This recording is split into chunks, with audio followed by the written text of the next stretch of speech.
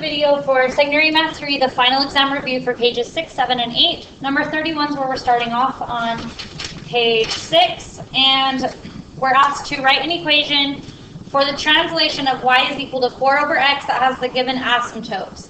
So we have asymptotes that x is equal to 1 and y is equal to 2. So what I like to do is first draw my just a rough graph, because it's easy for me to write an equation if I know what the graph looks like. So we have an asymptote at positive 1, so I'm going to draw in an asymptote at 1. And then we have an asymptote at positive 2. Y is equal to 2. So that's 2, and we have this asymptote. Now, 4 over x is a rational function. So we know it kind of looks something like this if we wanted to graph it. So it looks like this. That's just a really rough sketch. But it's this rational function. It's just been shifted. So it was shifted right 1, and that's our shift is always with our x. It's additive with our x. So since it went right 1, whatever's added with x, we always do the opposite. So we have x minus 1, and then it shifted up 2. So it was here, it shifted right 1 and up 2. And so anything added on the outside is our shift up and down. So we're going to have plus 2. And remember, with your shift up and down, your sign would stay the same. So since this was positive 2, we do plus 2. So this would be our answer here. And then same thing, we do the same thing here. So once again, I like to draw a rough sketch. I have an asymptote at x is equal to 0. So it looks like x is equal to 0. So that would be right here. So that is x is equal to 0. And then we have a asymptote at y is equal to negative 1. So right here. And then we know rational functions, if we want to draw a rough sketch, they get really close to the asymptotes, but they never touch them, they never cross them. So then we have this shifted rational. So we have y is equal to 4 over, we didn't shift anywhere left and right because of the 0, so I just have my x, nothing added with it. But we did shift it down 1, and so that's added on the outside, and our sign stays the same with whatever added on the outside. So this would be our equation of our shifted, our translation, our shifted rational function here. Okay, with number 32, we're asked to sketch the graph of each rational function. So with this one, the first thing I noticed is I could simplify it. So I factor this top part, and it's quadratic, and it factors to be x minus 2 and times by x plus 2. I'm assuming you know how to factor a quadratic, so I'm not going to go through that. So on bottom we have x plus 2. Well, now look right here. X plus 2 over x plus 2 divides out. So all we really have is y is equal to x minus 2. And then we can graph that. That's just a line with a y-intercept of negative 2. So we go down 2. And that's where it's crossing our y-axis. And then we have a slope of 1. So we go up 1 over 1, up 1 over 1, up 1 over 1. And so down 1 over 1. So a rough sketch is good enough for me. So that was just a line. Well, in this next one right here, it doesn't simplify. So I just say, well, I know it's a rational. So where is my asymptotes? Well, what's added with x is plus 2.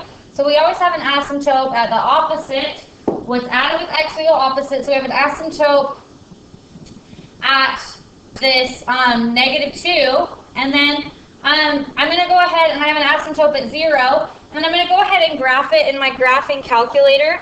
And if you do, type it in. Make sure you type it in with parentheses like this. X minus 1 divided by x minus 2. So you just graph it, x minus 1 divided by x minus 2.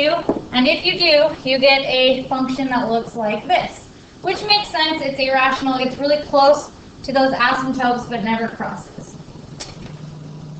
All right, same thing here. This is a rational function, so we know how they work. We can go ahead and graph it. We're shifting right 2. We always go the opposite. So we're going to be going right 2, and that's going to be an asymptote. So I'm going to draw it in. And then we are going to go, because of that plus 3, we're going up 3. So we have an asymptote at 3. 1, 2, 3. I'm going to draw in my asymptote. Okay, and then it was positive in front. We always look in front. So it starts in the top right. So we know that this function is going to look like this. Get really close to the asymptotes, but never cross the asymptotes.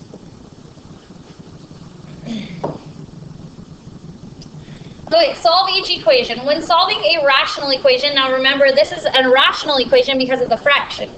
Rational means fraction. So because we have fractions, with rational equations, we can get a common denominator, and then once we've got a common denominator, we can just ignore the bottom part, the denominator, and solve using the top. So this has an x minus 1. It needs an x plus 1. So I'm going to multiply the top and bottom by x plus 1.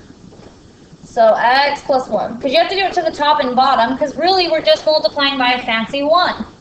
And then this one has an x plus 1, but it needs a 1 minus x. So I'm multiplying by this exact thing, so 1 minus x. But if I do that to the bottom, I've got to do it to the top. Alright, so now, because I have a common denominator, I can go ahead and ignore it and just use the top to go ahead and solve.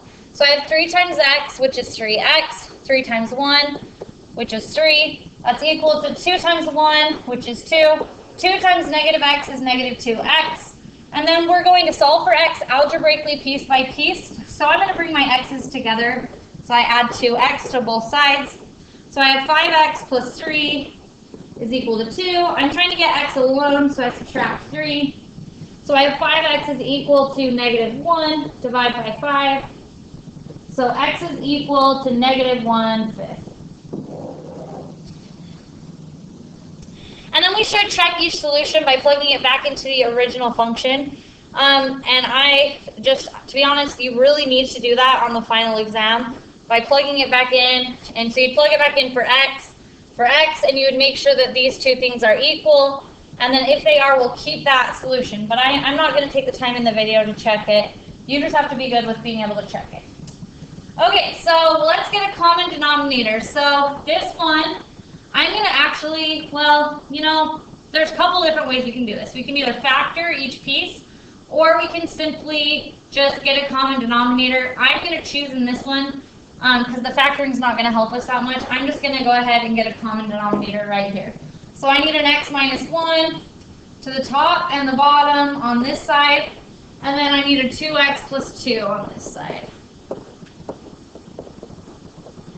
Alright, so now that I have a common denominator, I can go ahead and ignore the denominator, and I've got to make sure I really am careful to distribute this through. So 1 times x is 1x, 1 times negative 1 is negative 1. We have that's equal to, we've got to put this in parentheses, 1 times 2x is 2x, and 1 times positive 2 is positive 2. So then from there, it's just all algebra. Let's bring our x's together, so I'm going to subtract 1x from both sides.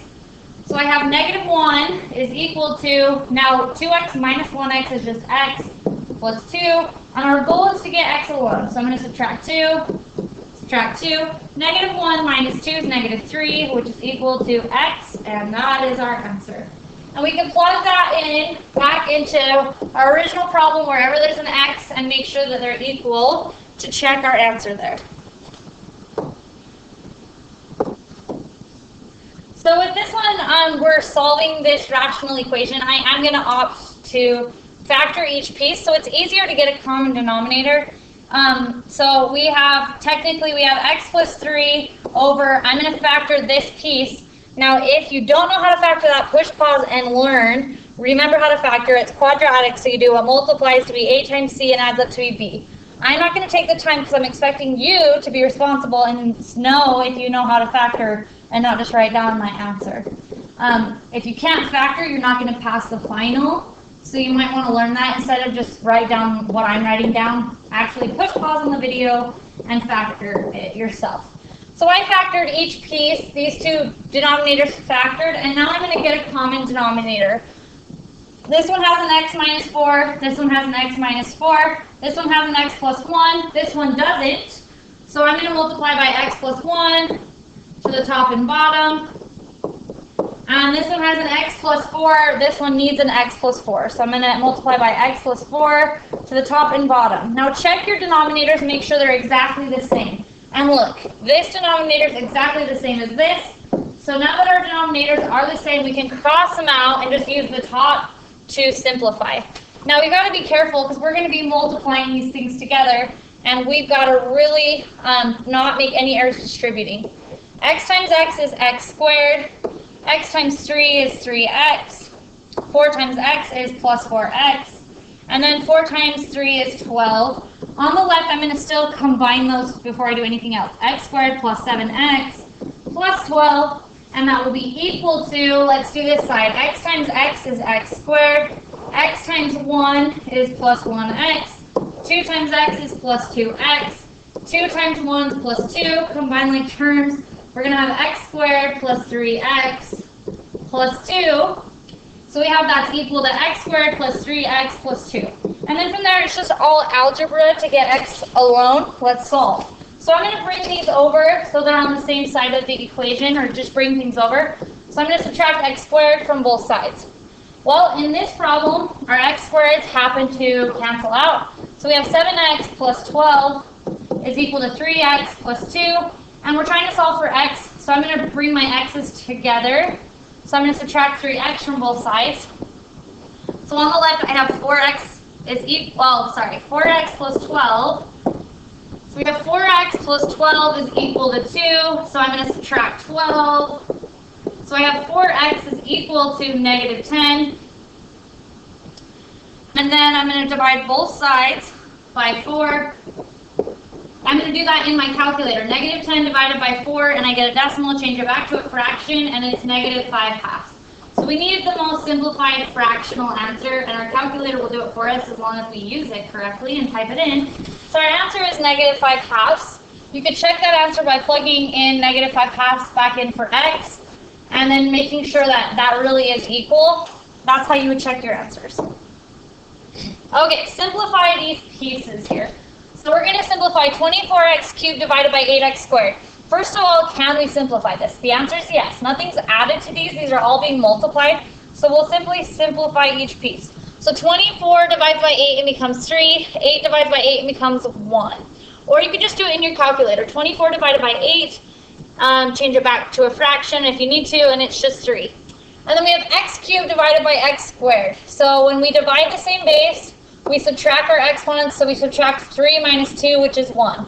So we have x to the first. Or you could have done it the long way. You have 3 x's on top, 2 on bottom. So 2 of them divide out, leaving us with x on top. So we have a 3x divided by 1, which is simply 3x. On top, we have 7x minus 49 divided by 7x. Don't just divide out the 7x's. 7x on top has minus 49 connected to it because of the subtraction sign. So what we do with these is we factor. So I factor out a 7 on top, left is x minus 7. On bottom, it doesn't factor any further. Now things that are being multiplied can simplify. So 7 divided by 7 is 1. And then that's all we can do, nothing else, because x minus 7 is connected by that subtraction sign. So on top we have an x minus 7, on bottom an x, and there's our final answer. Alright, on top we have x squared minus 1x divided by x cubed. Now remember, if there's something adding or subtracting, they are connected. So x squared minus 1x is connected. But we can factor that. So we pull out an x, on top left is x minus 1, and on bottom we have x cubed. Whatever is being multiplied can be simplified. So this is gone, and this becomes an x squared. So on top we have x minus 1, and on bottom we have x squared. Alright, we're asked to, on 35, simplify each radical and then use absolute value symbols when needed. Which that happens when we have an even, then an odd exponent. So, let's simplify this. The square root of 25, or I'm going to break down 25 as 5 times 5, y squared is y times y. Because it's a square root, we're pulling out groups of 2. So we pull out a 5 and a y, there was nothing left underneath. Now you have to check if we need absolute values. Is it an even root? Yes, that's a square root. Is that an even power? Yes. Is this an odd exponent? Even, odd? Yes. Y to the first is odd. 1 is odd. So you need absolute value signs around the y. So this would be our final answer. On this next one, we have the cube root of negative 0.125 y to the 6th. Now with this piece, I just simply type it into my calculator, and if you type it in, the cube root of negative 0.125, you get negative 0.5. So you have negative 0.5, and then y to the 6th. If you need to do it the long way, I guess you can. But remember, you can simply say 6 divided by 3 is 2. So we're going to pull out a y squared, but this is y. 1, 2, 3, 4, 5, 6. Because we're pulling out groups of 3, so we pull out a y and a y, and we get y squared. So once again, you could have done 6 divided by 3, which is 2. But some people have to do it the long way, and that's okay. So we have negative 0.5 y squared. A prettier way of writing this is negative 1/2 y squared. And we will see if we need absolute values. Is it an even root? Nope. So we don't need absolute values. We can stop right there. It has to go in that order. Even root, even power, odd exponent. That's the only time you'll add absolute value signs. 36, it says, find the 2 real solutions of each equation. So notice on number 36, that first piece, it is quadratic, and it is missing that middle term dx. So these are the easy ones to solve. Isolate x squared. So we have 9x squared is equal to 4. We must divide by 9 very first. So we have x squared is equal to 4/9. And now to get x alone, we'll square root both sides of the equation. So we have x is equal to plus or minus. I'm going to split it up. On top we have the square root of 4. On bottom we have the square root of 9. And that is plus or minus. On top we have a 2. The square root of 4 is 2. The square root of 9 is 3. So plus or minus 2/3. There is our 2 solutions. And they were real solutions. Okay, and then with this one, it's a 4th root, and x to the 4th is isolated. I mean, it's x to the 4th power, so we're going to take a 4th root of both sides. Now, you use your calculator. If you don't know how to type that in, you hit the 4, you have to type in 4, then you hit the math key, then you scroll down to the x root, that blank root, and then you hit enter, and then you type in 0.0016, and if you do that, you get answer 0.2. But you can't forget, when we took an even root, you had to account for the plus or minus answers. So there's 2 answers there, which should be right. Okay, number 37 says multiply or divide. So we're multiplying these 2 radical expressions. So we can do this, since they're both square roots, we can just rewrite this as 1 square root. So I have a 2 times 18. I'm just putting them by each other. 2 times 18, and then I have an x. I have another x. And I have a y squared. So I have y times y. Now because it's a square root, I'm pulling out groups of 2. So we do need to break down 18, 9 times 2, and 9 breaks down into 3 and 3.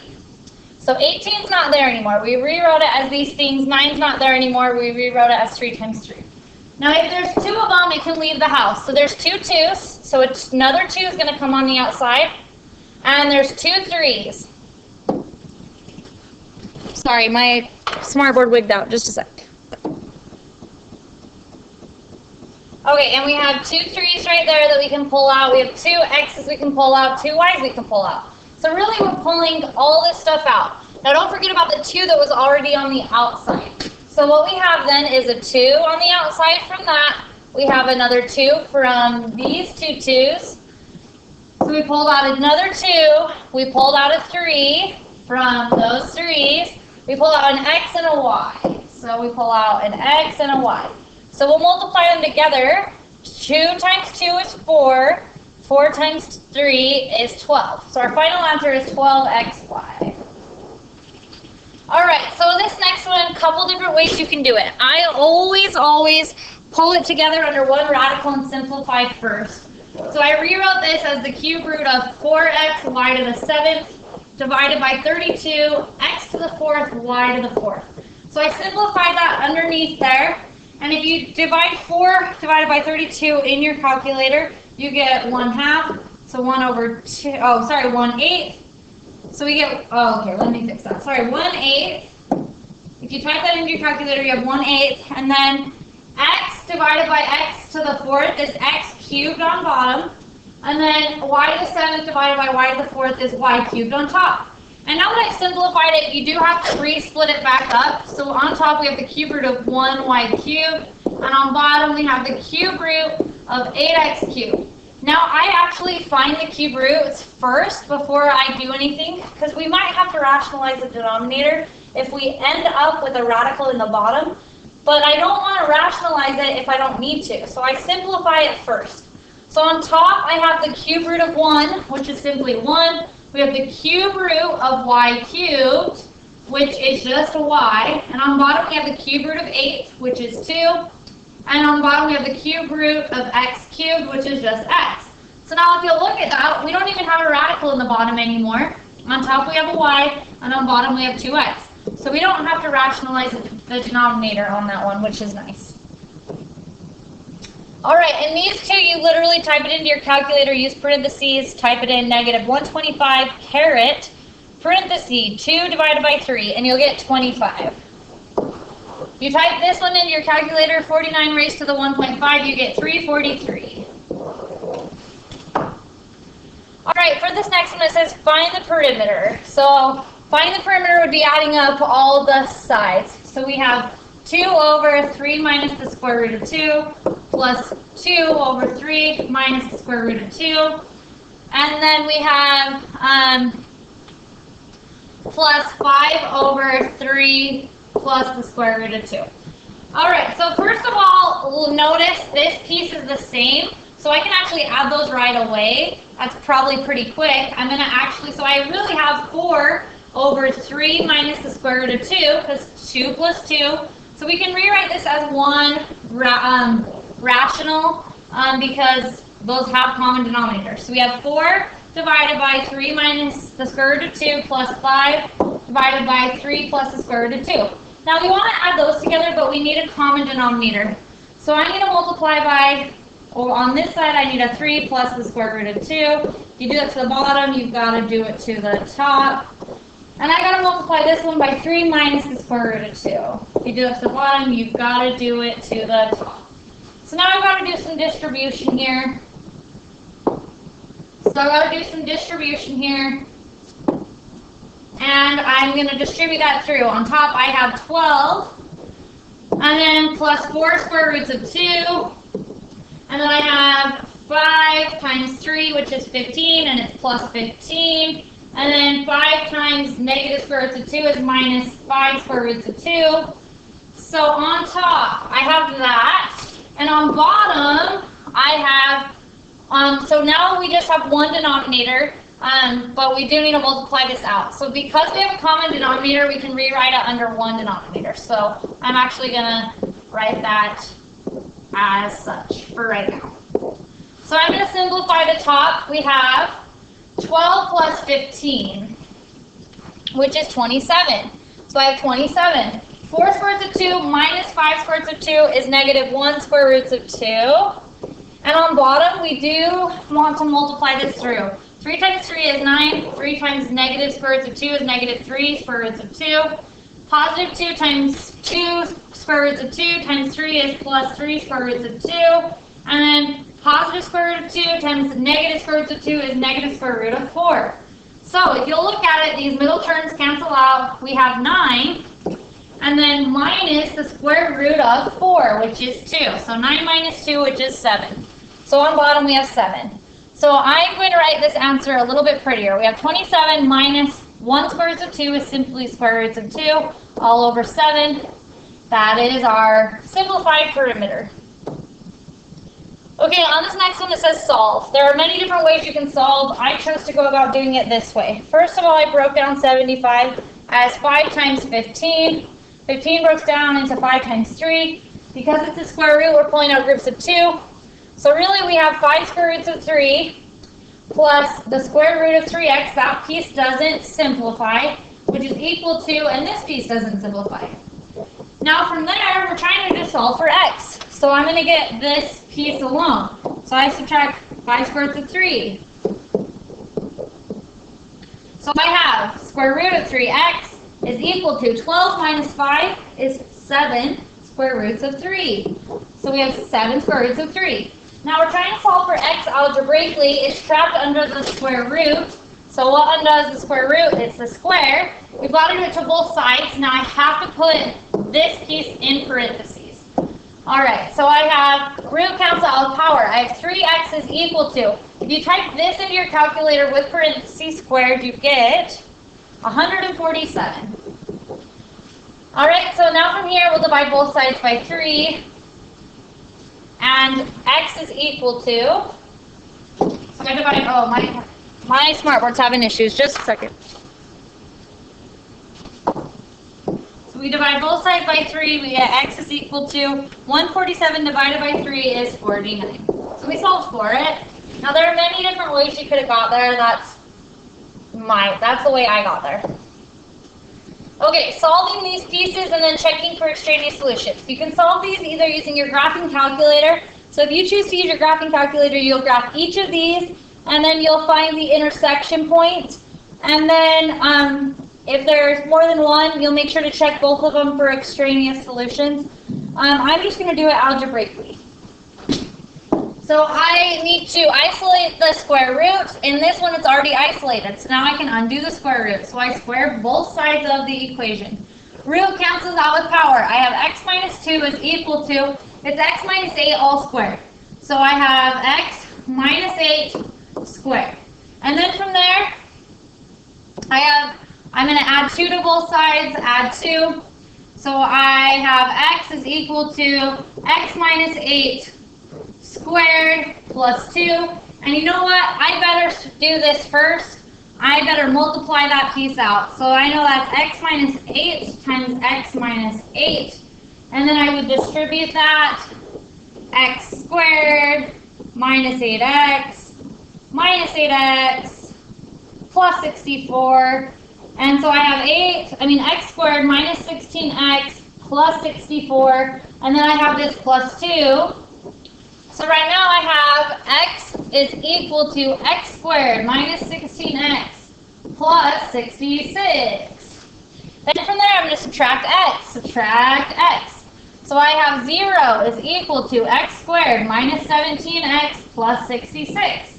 And now that we know how to solve that quadratic, and let's see, we might be able to solve it by factoring if it's factorable. And if it's not factorable, we can use the quadratic formula. So, let's see here. I think I'm going to see if it factors.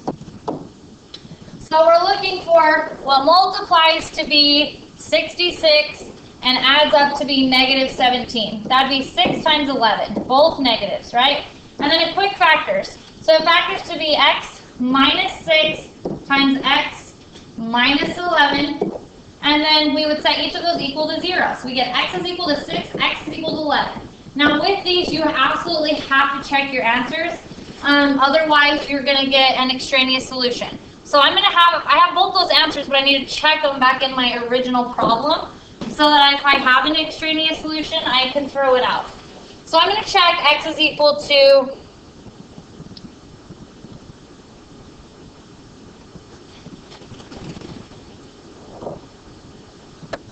So I'm going to check x is equal to 6. So if I plug that in and I'm checking it, so I'm going to give myself some room here. If I'm checking that, I have to plug it back into the original. So we're going to have the square root of 6 minus 2 better be equal to 6 minus 8. The square root of 4 is equal to negative 2. The square root of 4 is 2. Is 2 equal to negative 2? No. So x is equal to 6. We throw that answer out. That's an extraneous solution. So we're not going to let that one be one of our answers. Now I'm going to check 11. So I plug in 11. So we have the square root of 11 minus 2 better be equal to 11 minus 8. So we have the square root of 9 is equal to 3. And that's 3 is equal to 3. So that is a solution. So x is equal to 11 is the only answer.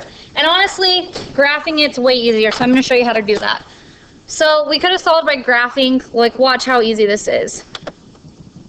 You go to y equals, and you type in y1. This is so much easier. I actually did this one secretly like this. Not secretly. It really doesn't matter.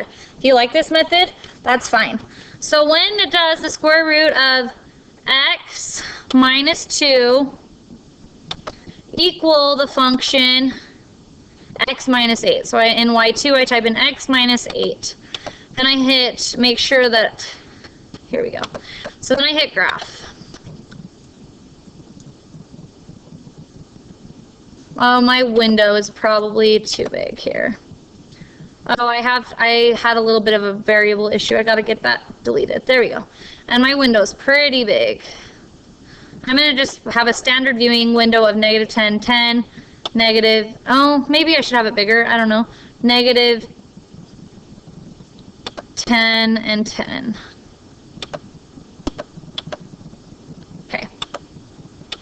might need it bigger. We'll see. So I hit graph, and I want to see where they intersect. So there's my first function.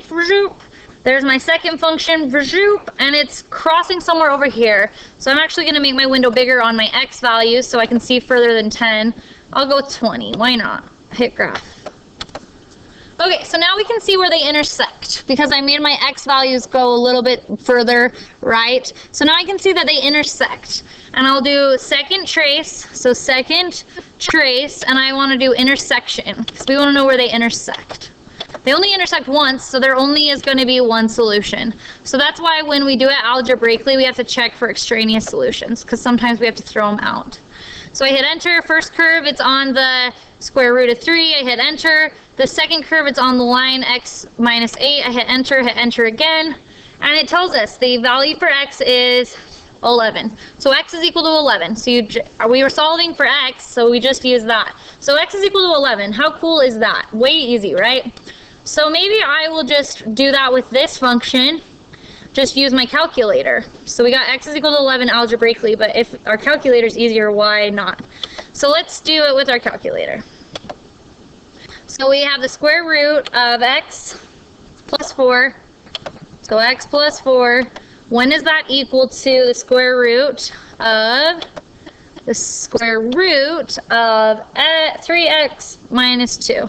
And honestly, like, it's crazy because it just really depends on the problem when I'll opt to do it by hand or by graphing calculator.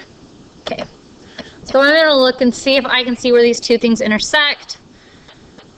All right, here we go. Oh, there it is. That one's going to be not too shabby. So they intersect right there, so it looks like they're only intersecting at one spot. So we're going to have just one solution for this one. So we do second trace, intersection.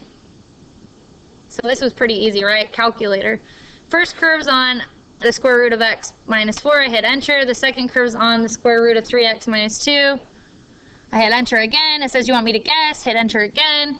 Oh, x is equal to 3. And I actually did that one algebraically on my review, but I came out with the same answer.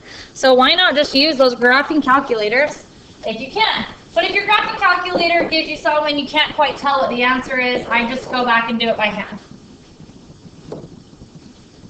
Okay, number 42. It says let f of x equal this, let g of x equal this. What is f of x minus 2 times g of x? So we're just putting it in. F of x is this. So we're doing x squared minus x minus 12, and then we're subtracting this. So we have negative 2 times g of x. So negative 2 times all of g of x. So times x minus 4. So now I'm going to actually go ahead and distribute that negative 2 through. So I have negative 2 times x is negative 2x. Negative 2 times negative 4 is positive 8. And then we now can just drop down this front thing because we distributed our negative through. So then we'll just combine like terms. So we have x squared minus 3x, and then negative 12 plus 8 is minus 4. So this would be our final answer here. On this next one, and it wants us to state the domain. So we need to state the domain. So remember with this, our domain, if we were to graph this, it's a parabola. It looks like something like this. So our domain is growing this way forever and this way forever. And also notice in this, there's no problem areas. So remember the problem areas are if you divide by 0 or if there's a negative under the square root. So there's nowhere we need to restrict our domain. So our domain is all real numbers. So that's also part of our answer here. And you got to get both down on the final exam and on the review to get it correct. On the next one, once again, we're doing g of x divided by f of x. So g of x is x minus 4, f of x is x squared minus x minus 12. Now, we know this is a rational, and we know how to simplify rationals, because we always put our answers in the simplified form. So let's factor the bottom to make sure this doesn't simplify. So it's quadratic, so we're doing what multiplies to be negative 12 and adds up to be negative 1. 4 times 3, it would be negative 4. It's quick factoring since our a value is 1. So our bottom factor would be x minus 4 times x plus 3. Now before we divide it out, we've got to restrict our domain because it wants us to state the domain. So we have to tell where the denominator could equal 0. So x cannot equal 4 and x cannot equal negative 3. So that's our domain, all numbers except for not 4 and not -3. And now we would simplify it. So let's divide out. Left on top is a 1. On bottom we have x plus 3. And our domain is x cannot equal 4 and x cannot equal -3. All right, on 43 we're asked to find the inverse. Remember with finding inverse we switch x and y. G of x is the same thing as y. Y is equal to the square root of x divided by 2 minus 3. Now algebraically in the correct order we've got to get y alone piece by piece. So our first step is to switch x and y. And now we're solving for y algebraically piece by piece. So first it's trapped under the square root. So I've got to square both sides. So I have x squared is equal to y over 2 minus 3.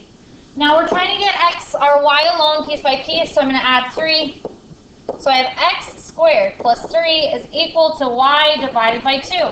What undoes division? Multiplication. I'm going to multiply both sides by 2. Now since it's that side, I got to put it in parentheses. So now that y is alone, that's our answer. So if we were to put it in the correct notation, technically we'd write it like this. F inverse of x is equal to, and I can't fit that, but it would be 2 times x squared plus 3. So this would be our answer. So h of x is equal to 5 minus x cubed. You can rewrite it as a y. Our first step with finding an inverse is switch x and y, then solve for y algebraically in the correct order piece by piece. So notice this is a positive 5. So to bring it over, I've got to subtract 5. So we have x minus 5 is equal to negative y cubed. Now, before you do anything, you've got to isolate y completely. So I'm going to divide both sides by negative 1. So what's x divided by negative 1? Negative x. What's negative 5 divided by negative 1? Positive 5. So we have negative x plus 5 is equal to y cubed. Then to undo the cube, we take the cube root of both sides of the equation. And with cube roots, with odd roots, we don't have plus or minus answers, so just remember that. But if it was a square root, we'd put plus and minus in front of that. Alrighty, there's our inverse, because y is alone. If we wanted to write it correctly, I guess, we would say f inverse of x is equal to, and it wasn't even f actually, if I wanted to be really correct, it was h. So I would say h inverse of x, just because our function wasn't f of x, it was h of x. So h inverse of x is equal to the cube root of negative x plus 5.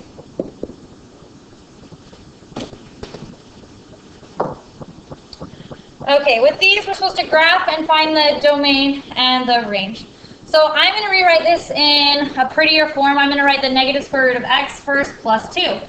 And so I'm just rewriting it so that I can graph these prettier. So if you remember how to graph these, you look for your shift left and right. There's no shift left and right, but we are shifting it up 2. So we're going up 2. There's our starting point. Now because our a value is equal to negative 1, we go down 1. This is the one where we go up or down your a value over 1, 3, 5. So we go down 1 over 1, down 1 over 1, 2, 3, down 1 over 5. So we have, I just need a rough sketch, that's good enough. Our domain is how far left and right. So x values that it starts at is 0. So it starts at 0 and grows to positive infinity. And our range is our y values. At what y value does it start? Positive 2. And it's growing to negative infinity for y. So negative infinity, you always put the smallest first, to 2, and it started at 2, so we've got to put brackets around that. Okay, so same thing with this next one. I'm going to graph it. Now you could even graph, you could check to make sure your graph looks right by typing this into your calculator. But the reason I did it by hand is because then it's easier to see the domain and the range, just because I know what the function's actually doing technically, like it's shifted up 2. If you just did it in your calculator, you might not be exactly sure where that is. You could probably make your window small enough to see it though. But I like to do it by hand when I can. Okay, so here we go. So with this next one, first things first, we're going to say where's our shift left and right. You always go opposite what's added with x, so we're starting right 1 and then we go up 1. So we have right 1, up 1. There's my starting point. then my a value in this one's 1, right? There's always a 1 written in front there. So we're going up 1 over 135. So up 1 over 1, up 1 over 1, 2, 3, up 1 over 5. So our function looks something like this. So our domain is x values. What x value did it start at? Positive 1, and it grew to positive infinity. It included 1, started right at 1, and our range is y values. At what y value? Positive 1. If you y values right here, it's starting. So it starts at positive 1 and grew to positive infinity. So it included 1, grew to positive infinity. Okay, so on 45, we're explaining why it's not true that the square root of negative 2 times the square root of negative 2 is not equal to the square root of 4, even though negative 2 times negative 2 is positive 4. And they both are under the same root. So, I mean, we have been multiplying these things together. But remember, we know that if we have a negative under the square root, we can pull out an I. So technically, this piece becomes I square roots of 2. And technically, this piece becomes I square roots of 2. So technically, we're multiplying I square roots of 2 times I square roots of 2, which is I squared square roots of 4, which is, well, I squared is negative 1, and square root of 4 is 2. So times 2. So negative 1 times 2 is negative 2. So our answer is negative 2, but our square root of 4 is equal to positive 2. So that's why. So this is not equal to positive 2, it's equal to negative 2. And I just showed you why that is. Because we pulled out our i's, we know I squared is equal to negative 1. So we have negative 1 times 2, which is negative 2, which is not positive 2. Thank you for watching the video.